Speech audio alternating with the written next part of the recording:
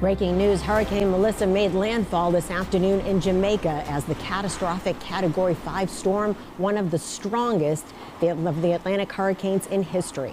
The deadly storm is causing devastating flash flooding and numerous landslides with 185-mile-per-hour winds. Thank you for joining us. I'm Cheryl Fiandaca here with meteorologist and executive producer of the WBZ weather team, Terry Eliasen, with the latest on the path, 185-mile-an-hour winds. Yeah, unfortunately, this was an historic storm, and it continues. The eye right now is over the western portion of Jamaica. Now you can see, I guess, if you want to find some good news, it has weakened a little bit since making landfall. Not unusual at all. It peaked out just before landfall, which is really worst case scenario when a storm is intensifying right up until it makes landfall. And that's exactly what happened this morning. Again, you said 185-mile-an-hour winds at the peak. It's now down to 165, which is still a very destructive Cat 5 storm. But just really a worst case scenario for western Jamaica. The eye will passing right over the western portion of the island this morning. And again, it's still a Category 5 storm, weakened slightly, but my guess is that that eye will emerge again over the warmer waters, and it may just get a little bit of a bump in energy again before it strikes Cuba. You can see the path takes it over eastern Cuba tomorrow, and then off, it starts to really accelerate and race off to the north and east over the next few days, passing pretty close to Bermuda, but as a much weaker storm at that point.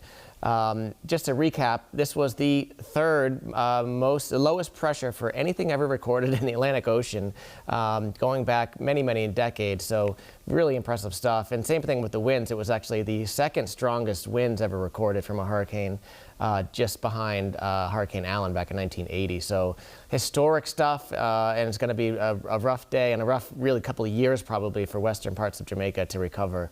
Just wanted to give you some perspective on the size of Melissa. If you put the eye over Boston, the hurricane force winds extend out about 30 miles in every direction. So figure about from Plymouth to, say, southern New Hampshire. That's the size of the hurricane force winds. Tropical storm force winds, which are anything over 39 miles an hour, would extend pretty much over all of New England from New York City up to the Canadian border. So pretty good size. We do see bigger hurricanes, but nonetheless, pretty good sized storm. Now here it is. On Thursday, the hurricane is now out of the open ocean, and we have the storm that's going to affect us coming in from the west, and we'll probably see a little bit of moisture enhancement or sort of tropical infusion, if you will, from Melissa here Thursday when that rain comes in. So I wouldn't be shocked if we had some pretty heavy downpours here late in the day on Thursday into the overnight portions on Thursday, and then behind it, the good news is for Halloween Day, the rain is tapered off, but we do get a pretty gusty wind on the backside for a couple of days. I think there's the potential for 1 to 2 inches of rain across the area. It may be a little more variable than this, where some places get close to 2 and others get less than an inch, depending on where those downpours set up. But nonetheless, a pretty heavy night of rain on Thursday. The gusts on Friday in the morning in the 20s, but here we go, trick-or-treat time on Friday. We're looking at wind gusts basically 25 to 35 on average, which probably isn't enough to bring down to cause any real concern, but still not exactly what you want to see with all the kids walking around with their costumes on. The day itself will feature highs in the upper 50s on Halloween Day, and then during trick-or-treat time, temperatures cooling down through the 50s, and by about 8 p.m. will be right around 49, 50 degrees. But again, the winds will be gusty and very active the whole time. Lastly, this weekend is the end of daylight savings time. We've been mentioning it all week. Just a reminder to turn your clocks back or set them back before you go to bed Saturday night into Sunday, and that Sunday sunset at 4:36. No, thank you. So yeah, a couple of cloudy, sort of drizzly days. We get that heavy rain Thursday night. Friday we clear out, but it's windy. Cool this weekend, but quiet overall, though it will be pretty windy still on Saturday. So again, just a devastating situation down there in Jamaica, and we will continue to follow it the rest of the day and tonight and tomorrow. And Cuba's up next. Again, that eye going over Cuba sometime during the day tomorrow. I know, really awful for all those folks. You feel really bad for them. Yeah. Thank you.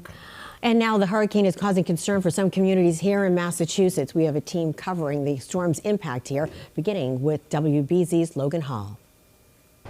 As Hurricane Melissa touches down in Jamaica, there are local efforts underway to help that community. I'm Logan Hall, and I'm in Worcester, where I spoke to a representative from Jamaican Americans for a Better Jamaica. This group is already beginning the fundraising process. Right now, they are looking for money because they say they don't necessarily know what Jamaicans will need once this storm has passed, whether it's food, clothing, other essential supplies. So right now, the most important thing for them is to collect money. Now, this representative that I spoke to has relatives that are in Jamaica, and she is in close contact with them. We actually had the chance to FaceTime and check in with them, see how they're doing, and they showed us just what those conditions look like on the ground right now. We'll have that full story for you coming up tonight on WBZ News.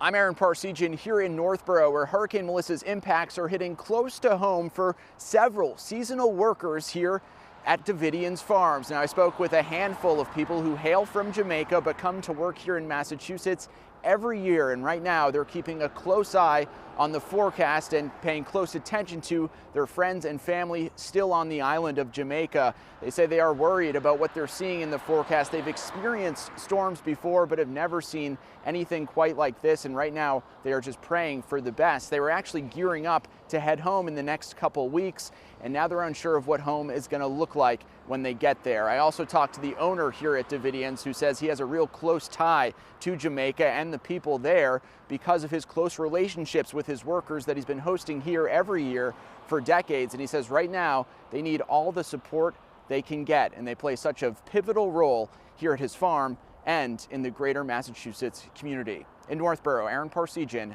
WBZ News.